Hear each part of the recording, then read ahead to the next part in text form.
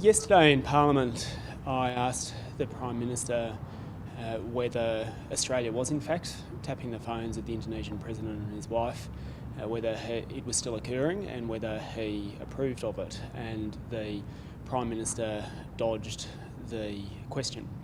It's now clear that Tony Abbott faces one of his first big tests as Prime Minister, and this raises very real questions about how Australia will handle its very important relationship with Indonesia. The Greens are very concerned that the Australian security services, egged on by the Americans, are now into overreach and are now conducting activities that may well threaten Australia's diplomatic relations with other countries.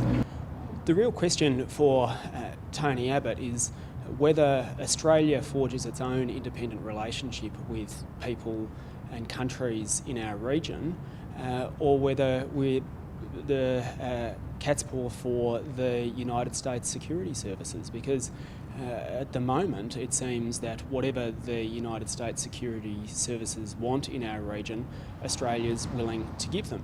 And it has the prospect of now blowing up between Australia and Indonesia in the same way that the relationship between Germany and the United States is under threat as a result of the security services there. President Obama is facing the same problem that Tony Abbott's facing, and it's whether or not he's got the courage to get the security services under control and make sure that it's our diplomatic and national interest aims that have priority. Nobody should comment on the details of intelligence matters. Obviously, in relation to Indonesia, they are a very key partner, and it's an important priority for Mr Abbott and the Foreign Minister to be dealing with this and to make sure that this relationship is on an even keel.